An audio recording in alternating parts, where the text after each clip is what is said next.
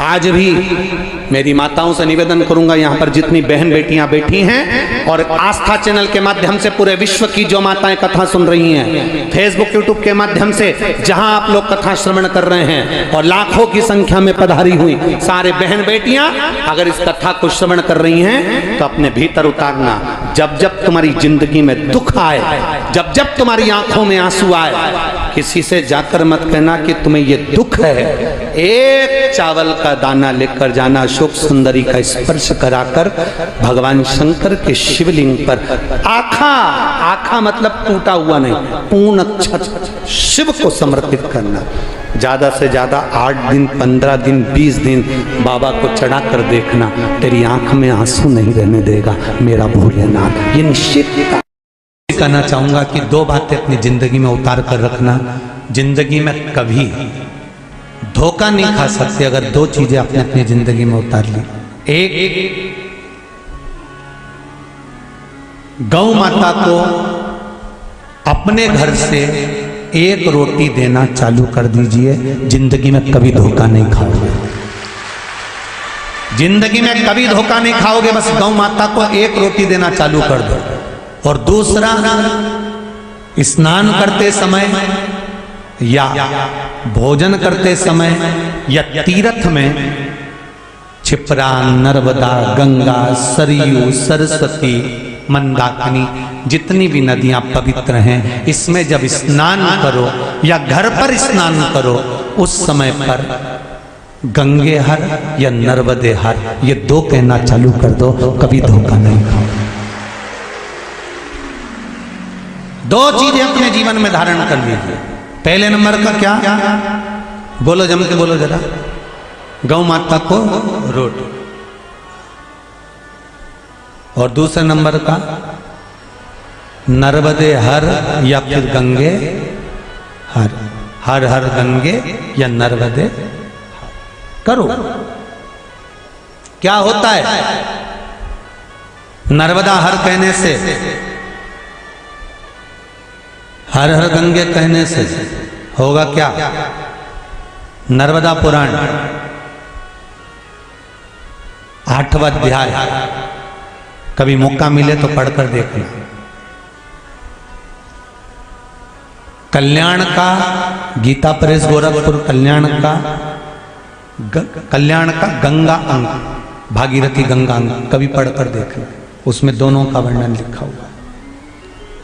जिस समय हम हर हर गंगे बोलते हैं या नर्मदे हर बोलते हैं, 1 लोटा पानी जब अपने ऊपर चढ़ता है या अपन किसी पवित्र नदी में डुबकी लगा रहे होते हैं या घर में 1 लोटा पानी अपने ऊपर डालते समय हर हर गंगे या नर्मदे हर बोल रहे होते हैं, उस समय पर सारी पवित्र नदियां और हमारे पूर्वज, हमारे पितर, हमारे आहूत, हमारे वासुक और 33 कोटि देवता हमारे नर्मदे हर बोलते ही, गंगे हर बोलते ही हमारे सम्मुख में आकर खड़े होकर हमको पवित्र कर चले।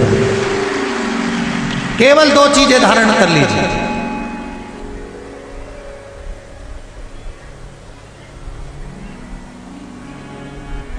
एक गौ माता की रोटी और एक गंगे हर, नर्मदे हर।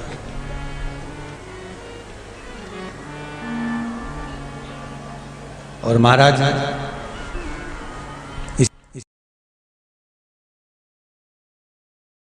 सावधानी से सुनना, एक प्रश्न हमारे भीतर खड़ा होता है। जब हम सूर्य नारायण भगवान को अर्घ देते हैं, जल चढ़ाते हैं, तो वो जल पृथ्वी पर जब गिरता है तो उसके छींटे हमारे शरीर पर लगते हैं। क्या वो ठीक है? क्या वो श्रेष्ठ है? तो शिव महापुराण की कथा कहती है, जब हम सूर्य को अर्घ देते हैं, सूर्य को जल चढ़ाते हैं, वो पानी जब पृथ्वी पर गिरता है, उसके छींटे हमारे शरीर पर लगते हैं, तो वो श्रेष्ठता का भाव निर्मित करते हैं, वो गलत नहीं हो सकता। कारण अब वो भी समझ लीजिए।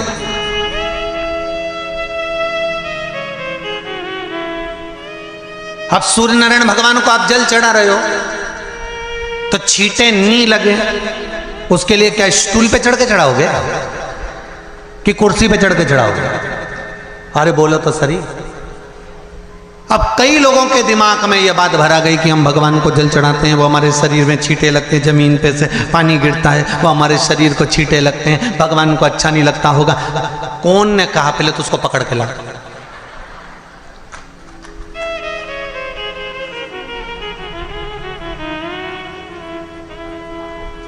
क्योंकि मेरे राम जी महाराज, मेरे भगवान कृष्ण, बड़े बड़े संत, साधु, सन्यासी, तपस्वी, साधक, उपासक जितने भी हुए, जिन्होंने सूर्य की आराधना करी, इन्होंने टेबल पे चढ़कर या कुर्सी पे चढ़कर जल नहीं चढ़ाया, इन्होंने पृथ्वी पर खड़े होकर ही, क्योंकि पृथ्वी तत्व के देव हैं शिव। जब हम मृत्यु लोक पर खड़े होकर, पृथ्वी पर खड़े होकर भगवान शंकर का भाग पृथ्वी तत्व को धारण कर कर जल को हाथ में लेकर जब समर्पित करते हैं, और जो जल नीचे गिरता है वो शरीर पर अगर लगता है तो हमको उसका आशीर्वाद ही प्राप्त होता है, दोष नहीं लगता। पर लोगों ने इसको विपरीत कर दिया। कि कौन ने विपरीत करा? कई लोगों ने इसको विपरीत कर दिया। कौन ने विपरीत करा? तो जो दूसरे धर्म के लोग होते हैं, जिनको हिंदू धर्म से नफरत होती है और जो हिंदू धर्म की पूजन, सेवा, अर्चना को समाप्त करना चाहते हैं, वो धीरे धीरे धीरे धीरे कहने लगे कि सूर्य को जल चढ़ाओगे तो शरीर में लगेगा, शरीर में लगेगा तो दोष लगेगा। इसको कह कहकर घर घर में सूर्य को जल चढ़ाना लोगों ने बंद कर दिया कि आप जल चढ़ाएंगे तो दोष लगेगा, शरीर पे छींटा लगेगा, शरीर को ऐसा लगेगा। ये दोष नहीं है। कितनी सुंदर बात है महाराज। सूर्य नारायण भगवान को जब जल चढ़ाया जाता है, हाथ सिर से 8 इंच की दूरी पर होना चाहिए। जम के बोलिए, सिर से कितना ऊंचा होना चाहिए? 8 इंच ऊपर अपना हाथ होना चाहिए मस्तक से सूर्य को जल चढ़ाते समय। और ना चांदी का, ना स्टील का, ना लोहे का, ना प्लास्टिक का, ना कांच का, ना सोने का कोई बर्तन, ना कांसे का, ना एल्युमिनियम का, ना पीतल का, केवल एक पात्र होना चाहिए, वो है तांबे का। काय का पात्र होना चाहिए?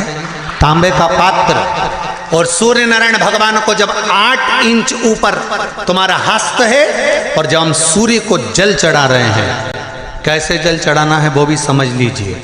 अगर कोई कैंसर का मरीज है, जिसके चेस्ट में कैंसर आ गया हो, लेफ्ट में, राइट में कहीं पर कैंसर आ गया हो, या कोई गठान आ गई हो, तो महाराज आप जल चढ़ाते समय उस जल की धार को सूर्य भगवान को जब चढ़ा रहे हो, तो धार आपकी गठान की ओर जाना चाहिए, जिससे सूर्य की किरण उस जल में से आपके उस स्थान पर पड़े, उस जगह पर पड़े जहां पर गठान है।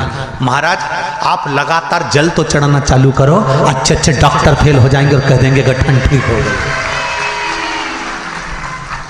आपका लीवर और किडनी गड़बड़ कर रहा है, आप प्रतिदिन, आपका स्वास्थ्य गड़बड़ रहता है, आप प्रतिदिन ये ज्योतिष शास्त्र के अंतर्गत, रत्न शास्त्र के अंतर्गत, ये रत्न शास्त्र, ज्योतिष शास्त्र, रंग शास्त्र जो हमारे यहाँ है, रंगों के हिसाब से ये जितने रत्न होते हैं, माणिक हुआ, सोन, मोती हुआ, नीलम हुआ, मूंगा हुआ, पुखराज हुआ, ये क्यों कहते हैं ये पीला है, ये सफेद है, ये नीला है, ये लाल है, इसको शरीर में क्यों पहनाते हैं? उसका कारण होता है कि जब शरीर में पहनते हैं, सूर्य की किरण उसमें पड़ती है, हमारे शरीर पर वो कलर का इफेक्ट पड़ता है, उस कलर को शरीर पर लगता है, और शरीर पर लगता है तो हमारा शरीर धीरे धीरे, हमारी जो इंद्रियां हैं वो सही होने लगती हैं, काम सही होने लगता है। तो आप कहते हो ना, मैं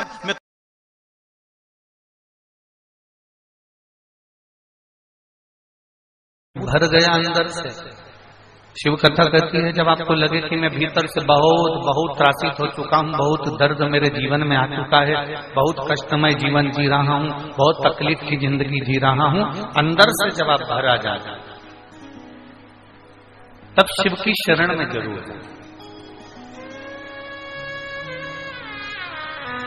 हमें ये बादलों से सीखना चाहिए, हम ये बादलों से सीखें। बादल देखे आपने? उन बादलों में जब बहुत बादल भरा जाते हैं, उसमें बहुत भराव हो जाता है, तो बादल क्या करते हैं, फिर भरने के बाद आखिरी में वो बादल बरस जाता है। उनमें भारीपन आया, वो भरा है, और बादल जैसे ही भराए तो वो बरस गए, वो बादल बरस गए।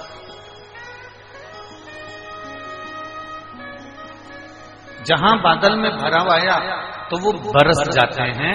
उसी तरह शिव पुराण की कथा कहती है, जब तुम भीतर से बहुत भरा जाए, जब तुम अंदर से बहुत ज्यादा भरा हो, तुम्हारे जीवन में उत्पन्न हो जाए, तुम्हें लगे कि अब मैं बहुत भर गया हूं, बहुत दुखी हो गया हूं, बहुत कष्टमय जीवन हो गया है, बहुत तकलीफमय जीवन हो गया है, बहुत दुख की जिंदगी में जी रहा हूं, और तुम्हारे जीवन में तुम्हें लगे कि अब मैं बहुत भर चुका हूं, तो तुम बादल की तरह, जैसे बादल बरस जाते हैं, वैसे तुम भी महादेव के चरणों में जाकर बरस जाओ, उनके चरणों में जाकर बैठ, उनके चरणों में पक